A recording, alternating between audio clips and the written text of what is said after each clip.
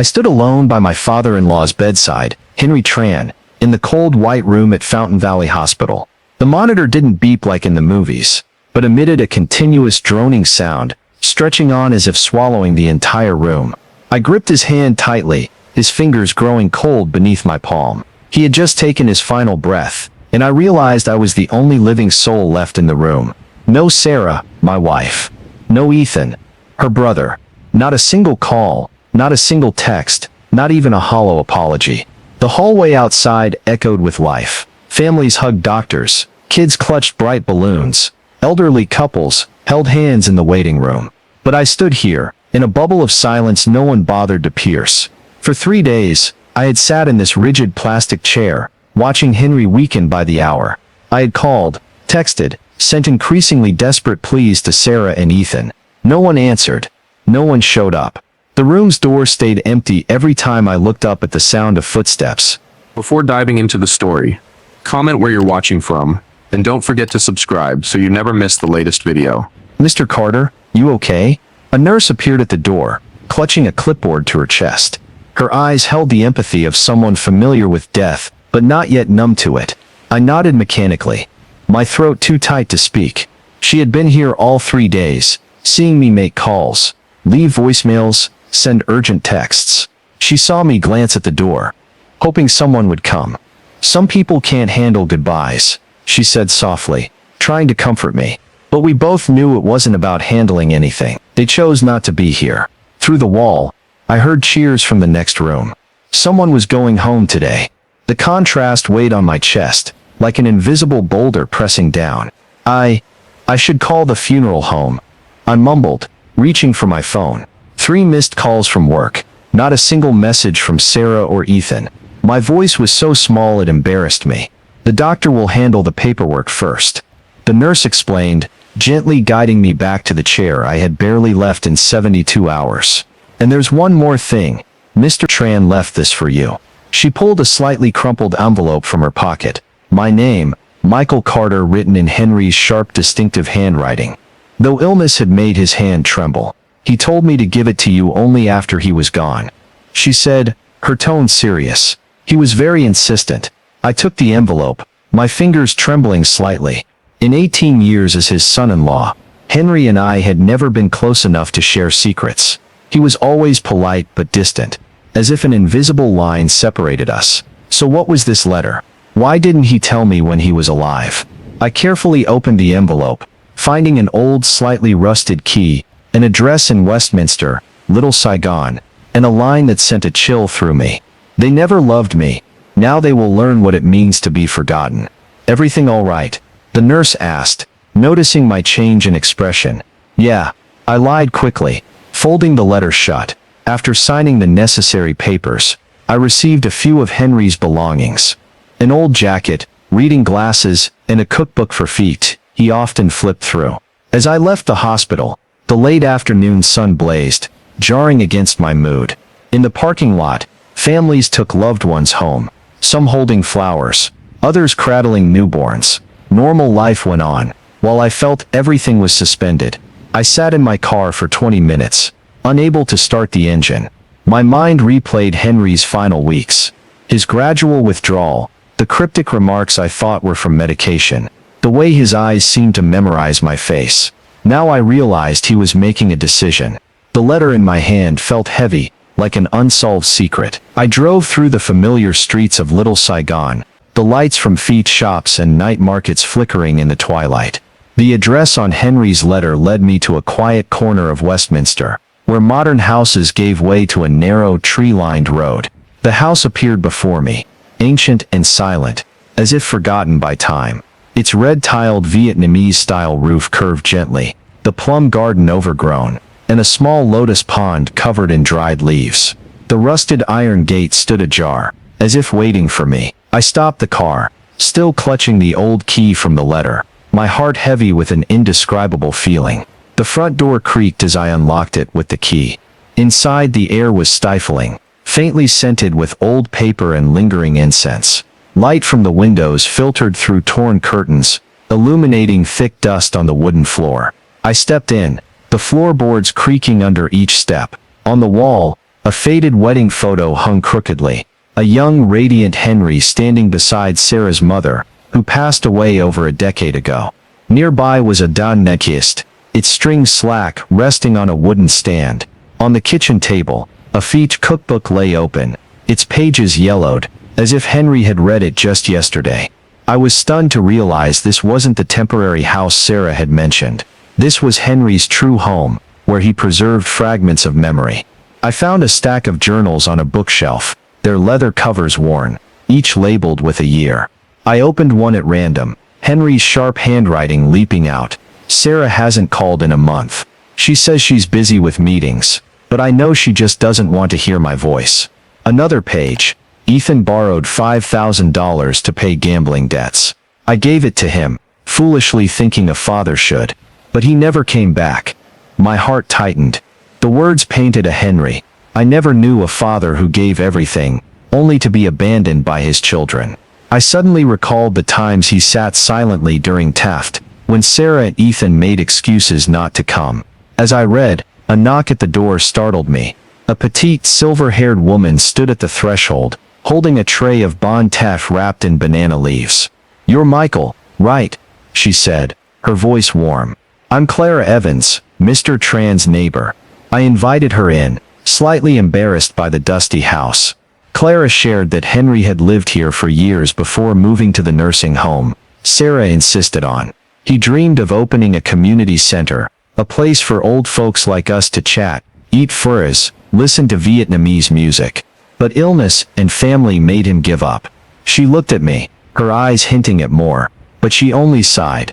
Clara left, leaving the Bon Taff and a hollow feeling inside me. I returned to the kitchen table, where another envelope stood out among the journals. Henry's handwriting read, "Only open when you meet my lawyer, Emily Harris." I held the letter, my heart a tangle of emotions. What did Henry want me to do? Why choose me, a son-in-law who only maintained a polite distance, to entrust with these secrets? I sat in the old armchair, dust rising in the dim light. Outside the window, crickets began to chirp in the darkness.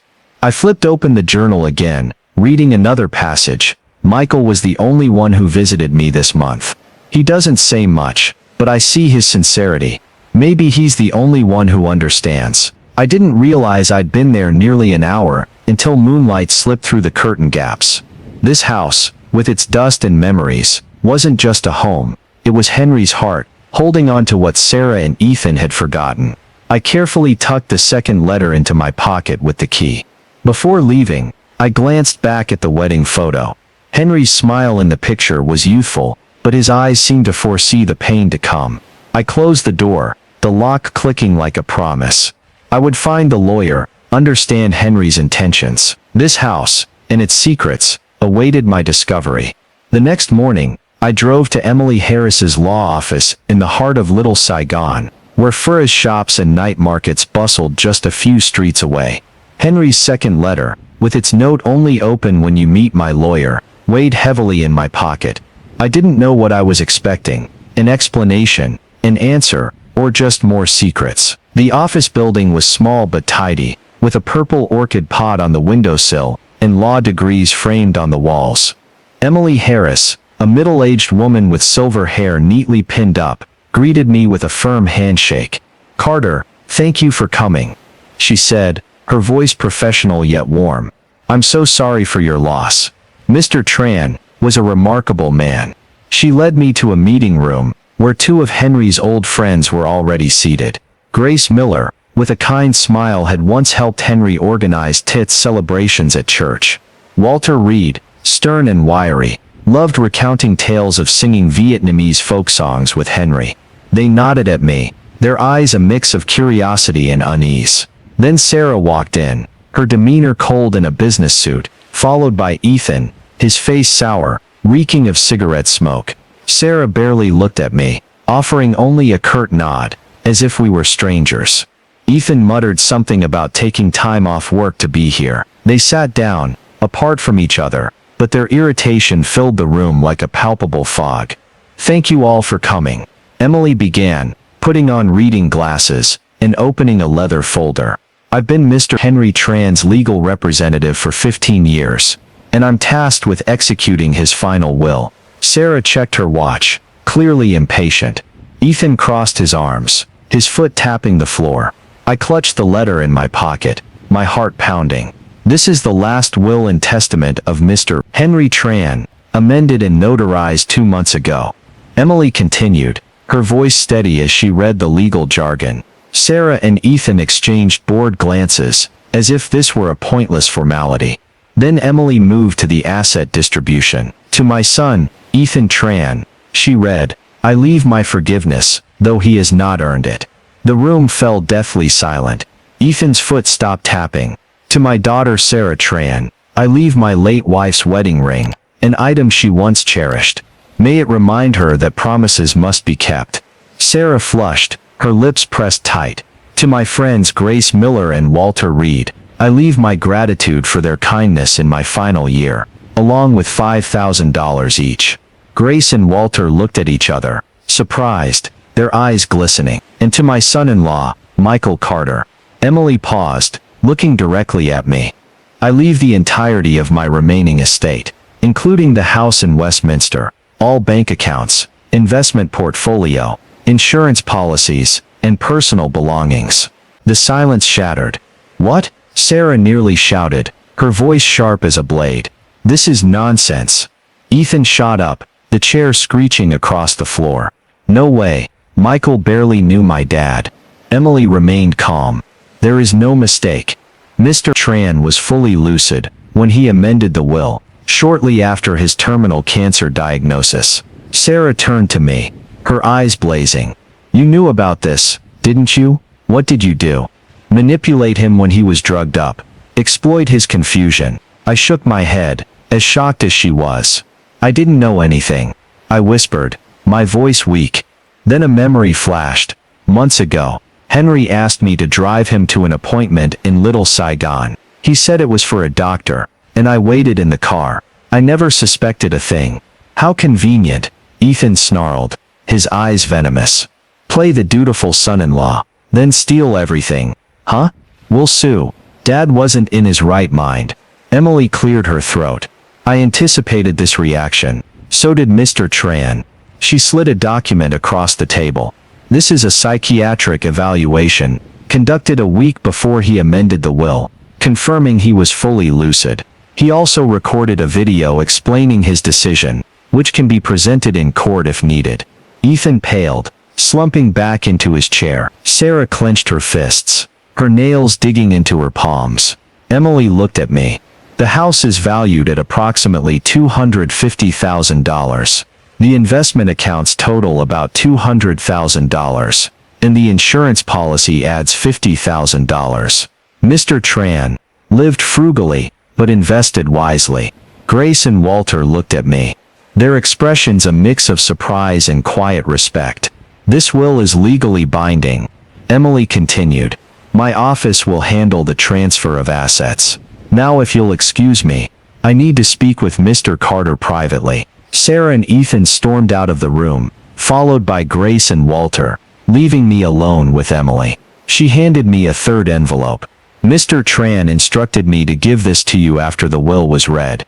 He said you'd understand. I took the envelope, my hands trembling, but didn't open it. I needed time to process everything. When I got home, Sarah was waiting in the living room, her eyes burning with rage. You think you're so clever, don't you? She snapped. Hanging around my dad, pretending to care, just to steal our inheritance. I stood silently at the door, looking at her, the woman I once loved, now a stranger. I didn't do anything, Sarah. Your dad chose me, not because I wanted it, but because you and Ethan were never there. She let out a bitter laugh. Don't play the saint. My dad had nothing but medical debts. You'll regret this. She walked out, leaving me with an empty house, and the third envelope in my hand. I sat down and opened it. Inside was a short note. Don't forgive. Let them beg. And when they do, smile and walk away. Henry's words were like a flame, igniting a new resolve in me. I returned to the old house, in Westminster one early morning, as the first sunlight filtered through the plum trees, casting shadows on the faded red-tiled roof. The third letter from Henry, with its words, "Don't forgive. Let them beg. And when they do, smile and walk away," echoed in my mind. After the will reading, Sarah and Ethan had vanished from my life, leaving only angry texts and threats of lawsuits. But this house, with its dust and memories, seemed to call me back, as if Henry wanted me to find more answers. I sat in the old armchair, opening another of his journals. His sharp handwriting recounted pains I'd never witnessed. One entry read, "This tit, I made fulls, set the table for 4 as always." Though I knew Sarah and Ethan wouldn't come. Sarah texted that she was busy with company meetings. Ethan didn't even bother to reply. Another page. "I called Ethan 3 times this week. He only answered once, from a casino, asking to borrow more money. I refused, and he called me stingy." The words cut into me like knives. I recalled the times Henry sat quietly in the nursing home, his eyes distant as he spoke of past tits celebrations, when the family gathered around a pot of fulls. I hadn't realized how deep his loneliness ran. I stood up, walking through the house, touching his keepsakes, the wedding photo on the wall, the non-guzed on its stand, the Fulls cookbook on the kitchen table. All told the story of a father who gave his life for his children, only to be forgotten. In a corner of the room, I found a small wooden box under the bed. Inside were old letters, tied with faded silk ribbon, exchanged between Henry and Sarah's mother over their 40-year marriage. One letter, written weeks before Sarah's mother passed, stopped me. Henry wrote, "Sarah and Ethan have become strangers to us, not because of one grand moment, but through 1,000 small abandonments. You'd want to leave everything to them, because you're a mother. But don't, my love. Don't reward those who abandon us when we need them most." That letter was like a beam of light, illuminating Henry's decision. This wasn't the act of a bitter old man, but the choice of someone who saw a painful truth. Some relationships, even blood ties, aren't worth keeping when they've eroded too far. I sat there, clutching the letter, as 18 years of my marriage flashed before me like a film. I had loved Sarah, loved how she laughed when we first dated at Miles Square Park, loved her ambition as she climbed to director. But she changed, or maybe I did. I gave up my dream of being a writer to be an engineer, to keep our family intact, to care for Henry when she had no time. I tried to hold everything together, but now I saw I was clinging to an empty shell. That night, I couldn't sleep. Sarah came home late, slipping into bed without a word. I lay there, gripping the key from Henry's first letter, feeling it dig into my palm. The next morning, I made my decision. I found my own lawyer, drafted divorce papers, and arranged to meet Sarah at Miles Square Park, where we got engaged, where I once thought our love would last forever. When I arrived, Sarah was already there, under a banyan tree, her eyes wary. She wore a business coat, as if this were just another meeting in her day. "What do you want, Michael?" she asked, her voice cold. I pulled the divorce papers from my pocket and placed them in her hand. "This is the right thing, Sarah." She looked down, her face shifting from surprise to anger. "Are you serious? After everything you've done, stealing my dad's estate, and now you want to leave me?" I shook my head, my voice steady despite the ache in my chest. "I didn't steal anything. Your dad chose me because you and Ethan were never there, and I'm leaving because I can't keep living with someone who no longer sees me as family." Sarah gave a bitter laugh, but I saw her eyes glisten. "You'll regret this," she said, turning away. Deciding to divorce Sarah was like closing a door, but the old house in Westminster opened a new path. I knew Henry didn't just leave me the house and assets. He entrusted me with a mission. The house, with its red-tiled roof, plum garden, and lotus pond, wasn't just a home, it was Henry's unfulfilled dream. A community center where no one would endure the loneliness he did. I named it Henry's House, a place to honor him and bring light to Little Saigon. I started the following week, but it wasn't easy. The house was in serious disrepair. The roof leaked, walls peeled, and floorboards rotted in places. I hired a local crew, mostly Vietnamese Americans, to fix it. They shook their heads at the house's condition. "Mr. Tran left it like this for years," an older worker said, pointing to cracks in the ceiling, like he knew someone would take over. Funding was a bigger issue. Henry's $200,000 savings sounded substantial, but after estate taxes and repair costs, I realized I had to stretch every dollar. I used part of the money to set up a non-profit fund, hoping to attract community donations. I reached out to Clara Evans, the neighbor who brought Bon Ted. She introduced me to Grace Miller and Walter Reed, Henry's old friends from church. Both were eager to help. Henry would love this idea, Grace said, her eyes lighting up as I described Henry's house. He always wanted a place for people to gather, eat fun, sing folk songs, share stories. Walter nodded. I'll call some friends at Font, Yol Shik Thu Market. They might donate materials or food for events. I also met Lily Parker, a young volunteer, a Chapman University student, and Vietnamese American full of energy. I want to help, Lily said. I grew up in Little Saigon, but I've never seen a place just for seniors like this. The challenges weren't just physical. Some in the community were skeptical. Who's going to come to a place like that? A nearby font shop owner asked, when I invited him to join. Old folks just stay home watching TV. Those words made me falter, but then I recalled Henry's journal. One entry read, I wanted a place full of laughter, where people don't feel invisible. But life swept me away. And that dream never came true. Those words were like a fire, pushing me forward. I decided to start small, hosting a Tet celebration to open Henry's house, even though the house was still under repair. The Tet's event was a risky experiment. Lily and I hung red lanterns, set tables with Bon Ted, Bon Ched, and a big pot of fanch prepared by Grace. Walter brought speakers, playing Vietnamese folk songs Henry loved. I hired a local lion dance team, and the lively drum beats echoed through the neighborhood. At first only a few curious neighbors stopped by. Then Clara brought a group of elderly women from church, each carrying a dish, chi do ginge, lotus tea. Kids ran across the yard, playing tug of war, laughing loudly. An old man, Mr. Tam, sat beside me, holding a steaming bowl of fanch. I've lived alone since my son moved away, he said, his voice low. No one visits, not even for test. Today's the first time I've felt alive. His story mirrored Henry's, and I realized Henry's house wasn't just my father-in-law's dream. It was what this community needed. The event drew over 100 people, far beyond my expectations. A local Little Saigon newspaper covered it, calling Henry's house a new spark for seniors. I started organizing more activities, Vietnamese language classes for Vietnamese American kids, free health consultations, and support groups for the elderly. Lily suggested a Homeland Stories program, where seniors shared memories of Vietnam or their immigration journeys. Each week, Henry's house grew livelier, with new faces and stories that moved me. One woman spoke of being abandoned by her children after her husband's death. Another man said he found joy teaching kids to play chess in the backyard.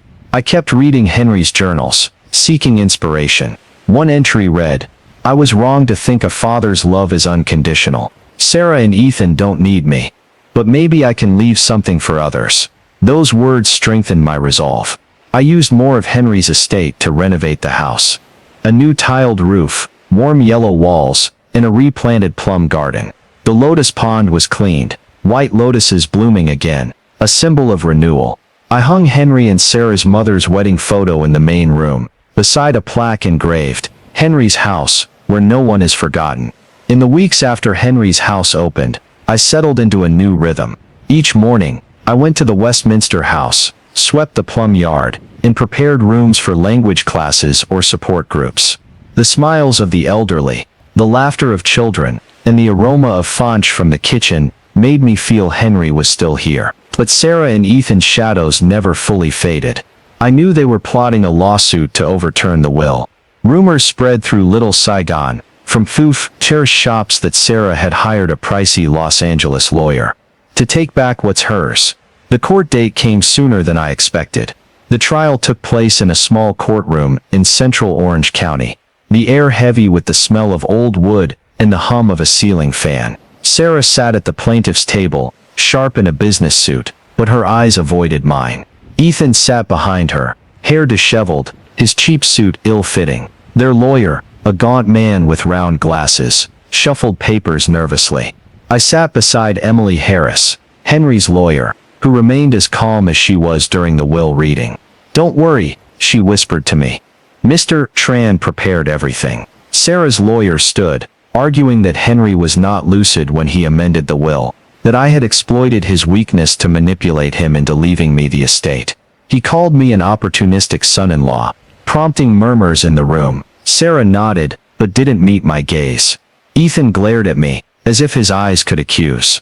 I sat still, hands clenched, trying to stay composed. Then it was Emily's turn. She stood, her voice clear and sharp, dismantling each of their arguments. "Mr. Tran was fully lucid," she said, presenting a document. "This is a psychiatric evaluation, conducted a week before he amended the will, confirming he was not confused." She continued, showing a video Will Henry had recorded, explaining why he left the estate to me. "Michael was the only one there when I needed him. Sarah and Ethan chose to abandon me, not once, but hundreds of times." His voice in the video was frail but resolute, silencing the room. Finally, Emily played a recording from Henry's final months. His voice rang out. "Sarah visited today, the first time in 8 months. She talked about work for 15 minutes, scrolled her phone for 20, then left when I mentioned my scan results. Ethan only calls when he needs money." The judge, an older woman with a stern gaze, listened without expression. When Emily finished, she declared, "The lawsuit is dismissed. The plaintiffs will bear all court costs." Sarah shot up, her face flushed, but her lawyer pulled her back down. Ethan stormed out, the door slamming behind him. I sat there, a wave of relief washing over me. But it wasn't joy or triumph. I just felt sad, sad for Henry, who had to resort to such measures to protect his will. News of the lawsuit spread quickly through the Little Saigon community. A small article in the local paper recounted the story, not naming me, but describing Sarah as a greedy daughter and Ethan as a gambling addict. Sarah, once respected in the business world, began to be shunned by colleagues. I heard from Clara Evans that she lost several major advertising contracts. Ethan fared worse. He was fired from his part-time job at a casino, and his friends stopped responding to his messages. I didn't feel vindicated. What they reaped was the consequence of their own actions, just as Henry had foreseen. To celebrate Henry's birthday, I decided to hold an event at Henry's house. I wanted it to be simple but meaningful, true to his spirit. Lily Parker and Grace prepared a feast with ban, chiv go, and lotus tea. Walter brought an old CD, playing Vietnamese folk songs Henry loved, like Ly Keo Chai. Over 50 people came, from the elderly in the support group, to kids from the Vietnamese classes. An older woman, Mrs. Lan, stood to speak about Henry. "He taught me how to make pho the real Saigon way," she said, her eyes glistening. "He always said a good bowl of pho needs heart." Applause rang out, and I felt my heart warm. As everyone left, I stood alone in the yard, watching the lotus pond shimmer under the moonlight. I understood that Henry didn't want me to live in resentment, but to live with truth. The truth that family isn't just blood, but those who choose to stand by you. Henry's house, with the laughter and stories of the community, was my new family. And I knew this journey was leading me to a place Henry would be proud of. One evening, I got a text from Sarah, "Meet me at the Bun Ba Hosh restaurant, on Bolsa 7 p.m. We need to talk." Her tone was gentle, unlike the anger at the will reading. I hesitated, but curiosity won. When I arrived, Sarah was already seated in a corner by the window, overlooking the bustling night market. She wore a simple sweater, hair tied low, as if trying to seem approachable. "Thanks for coming, Michael," she said, smiling, but her eyes were still calculating. "I've thought a lot. I was wrong to blame you. We can start over, like before." She slid a small velvet box across the table. "I found Mom's wedding ring in Dad's things," she said, her voice soft. "I think Dad wanted you to have it." I opened the box, seeing a plain silver ring inside, but I knew instantly it wasn't real. Sarah's mother's wedding ring was among Henry's belongings, left to me, locked in a jewelry box at Henry's house. Sarah's deception chilled me. "This isn't your mom's ring, Sarah," I said calmly. She blinked, her smile stiffening. "Oh, I must have mixed it up. I mean, I want us to reconcile." Forget the will, forget the lawsuit. We can be a family. I looked her in the eyes. Families don't lie to each other, Sarah. And they don't abandon each other.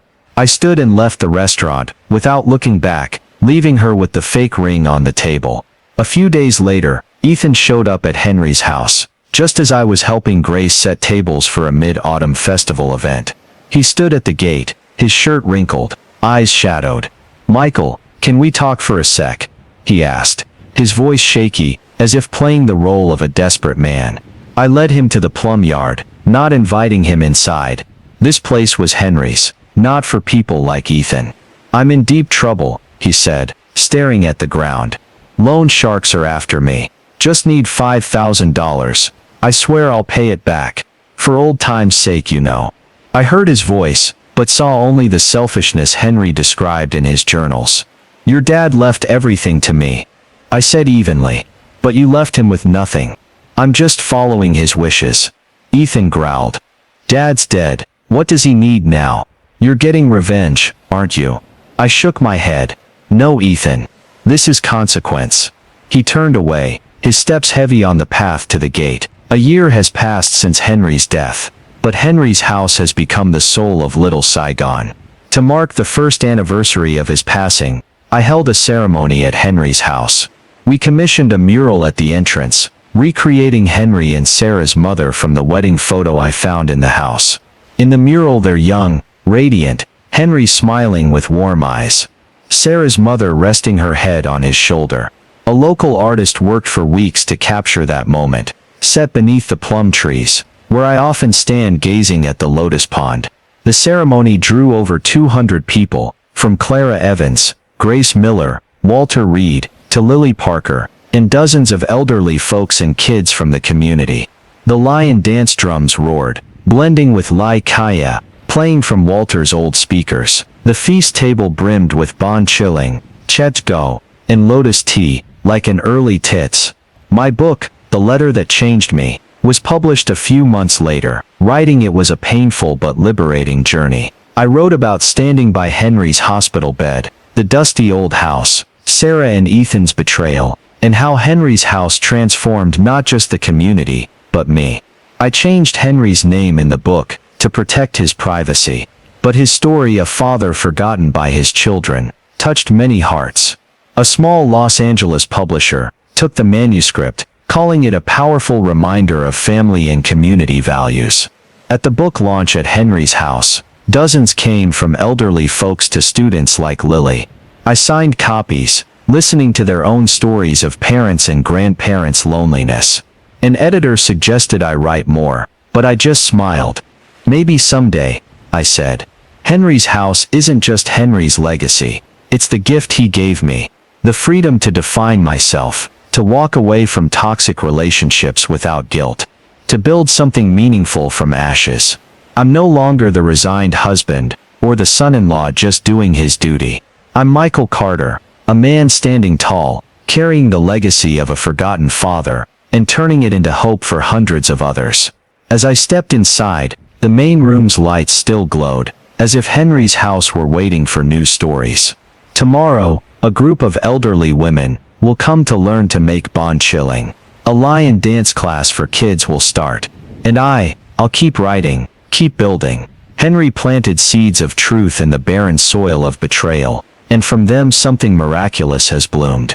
That, I realized, is the true meaning of legacy. Not what you leave behind, but what grows from the seeds you sow. The story of Michael Carter and his journey to build Henry's house in Little Saigon, California, reflects deep social issues in the U.S. today, especially the isolation of the elderly, and the fracturing of family ties due to modern lifestyles. In the story, Henry Tran is abandoned by his children, Sarah and Ethan, who don't visit him in his final months, only caring about his estate after his death. This mirrors a reality in America, where fast-paced lives, work pressures, and an individualized culture leave many elderly feeling forgotten. As AARP statistics show, 1/3 of those over 65 live alone and face social isolation. Michael, by turning the old house into Henry's house, created a community space where elders like Mr. Tom, rediscover joy through TED celebrations, Vietnamese classes, and sharing stories, addressing a critical need in today's disconnected communities. The lesson is to actively build and maintain meaningful relationships, not just with family, but with the community around us. In the story, Michael chooses to leave Sarah and Ethan, who betrayed his and Henry's trust, to focus on creating a new family at Henry's house. This reminds us that family isn't just blood, but those who show up and support each other, like Clara, Grace, Walter, and Lily did. In the US, where individual values are often prioritized, take time for the elderly in your life. A call, a shared bowl of pho, or a conversation can change their lives. Michael's book, The Letter That Changed Me, also inspires us that sharing personal stories can spark social change, encouraging us to speak out about issues like isolation. Start with small actions. Join a community group, visit grandparents, or host an event like a mid-autumn festival to connect people. Henry's legacy, a place where no one is forgotten, reminds us that true value lies in the connections we build today. Subscribe to our channel to follow the journey of Henry's house and the touching stories of humanity in Little Saigon. Thank you for watching, and see you in the next video to explore more of Henry's legacy.